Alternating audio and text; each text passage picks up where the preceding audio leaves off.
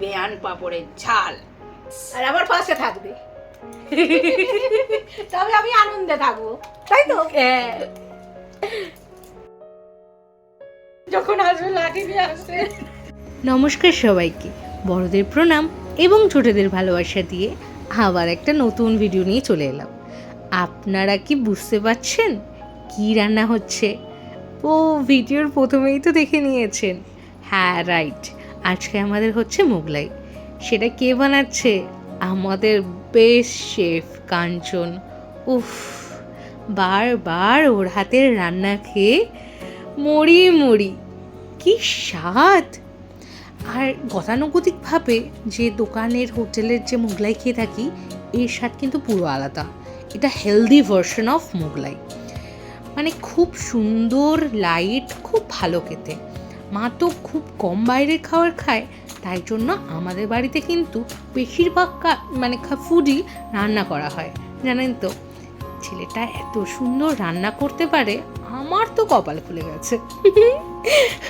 আমার সেই জন্য না, ও এত টেস্টি রান্না করে, আমার নতুন কিছু বানাতে শিখতে হবে সেই ইচ্ছাটাই মরে গেছে, কারণ আমি পেয়ে যাচ্ছি, তাই না? বেসিক্যালি এই জন্যই হয়। আর ওর রান্না, আহা হা, বিশ্বাস করুন, বাপি মা তো বাইরের লাস্ট আমরা মোগলাই খাইনি বলতে গেলে, বিয়ের পর আমি আর কিনে খাইনি মোগলাই, কাঞ্চনের হাতেই মোগলাই খেয়ে এসেছি। আজকে শুধু এগ মোগলাই না, এগের সাথে কিন্তু চিকেনে ছিল। ওফ, তারপর প্রেজেন্টেশন। আর মোগলাইয়ের মধ্যে না কাঞ্চন একটু নরম নরম ভালোবাসে, বাপি হচ্ছে কড়া কড়া। এই ফার্স্টেরটা বানাচ্ছি বাপির জন্য, একদম গরম গরম ধোয়াটা, আর সঙ্গে আছে সস। আর আমাদের যে পুত্তো ঠাসা আর বাড়ির হেলদি, তার জন্য কোনো রকম স্যালাড বা আলু তরকারির প্রয়োজন পড়েই না। বিশ্বাস করুন, খেতে এতটাই সুন্দর হয়। কি রে এটা? আরে সাবা, আজকে এই আইটেম আছে? ইয়েস, ওরে না, আজকে টিচার্স ডে তো, ওই জন্য। বুঝতে পেরেছি। প্যাং প্যাং প্যাং, ও আমার ফেভারিট খাবার। আগে খুব খেতাম, কোথায় বলতো? কোথায়? হোটেলে। তখন ক টাকা করে দাম ছিল বলতো? কত টাকা? 10 টাকা। হ্যাঁ, এখন 100। 10 টাকা, তাও পয়সা জুটতো না।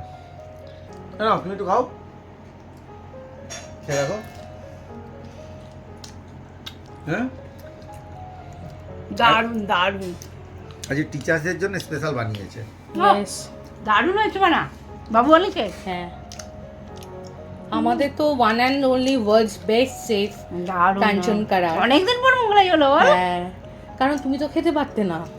হ্যাঁ, পরোটা জাতীয় জিনিসটা খেতে পারতাম না, তোমার তো মুখে স্বাদ হতো না, তারপর ঝাল ভালো লাগতো না, ওই জন্যই তো বানাইনি আমরা এই কদিন। দারুণ হয়েছে।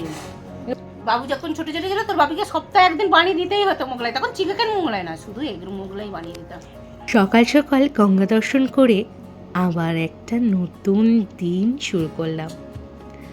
আবার আপনাদের সাথে দেখা হবে আমাদের লাঞ্চের আড্ডায়, কারণ ওই আড্ডায় আমরা 4 জন একসাথে থাকি। সেই জন্যই আমাদের ভালোবাসা, একাগ্রতা একসাথে আপনাদের সাথে তুলে ধরা। এটা মাধবী পাপড়ের ঝাল, বিয়ান বেয়ান পাপড়ের ঝাল। এই রান্নাটা সম্বন্ধে কিন্তু অনেকেই জানে না, যেমন আমার বাবার বাড়িতে কিন্তু কোনোদিন আমি পাঁপড়ের ঝাল খাইনি, এখানে প্রথম। তো আমার বোন টোন যখন প্রথম আমি ছবি পোস্ট করেছিলাম, ওরাও অবাক হয়ে গেছিলো পাঁপড়ের ঝালটা কি। তো নেক্সট একদিন তোমাদের সাথে ভিডিও শেয়ার করব, যেহেতু জানি অনেকেই জানে না, আবার অনেকের বাড়িতে কিন্তু এটা অনেক প্রিয়। আর কি কি রান্না করেছো মা, সবাইকে বলে দাও। এই তো এই কামানের হচ্ছে গোলা। কামানের গোলা উইথ পোস্ত। সিদ্ধ ওল উইথ পোস্ত। পোস্ত, সিদ্ধ ওয়েল উইথ পোস্ত। সিদ্ধ ভাত নো পোস্ত। সিদ্ধ ভাত নো পোস্ত। বেয়াইয়ের নাম কৃষ্ণ, দোকানে দেখেছি কৃষ্ণ পাপড় আছে, কৃষ্ণ ছবি দেওয়া, কৃষ্ণ ও পাপড়, কৃষ্ণ পাপড় আছে। কৃষ্ণ পাপড় আছে, কৃষ্ণ পাপড় নিয়ে না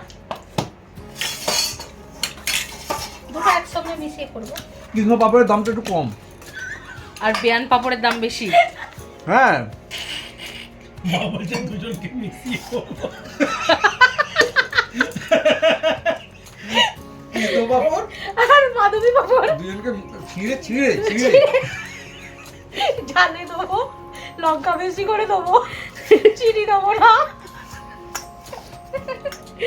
আমাকে লাঠি দিয়ে যখন আসবে লাঠি দিয়ে আসবে। ওকে দাও।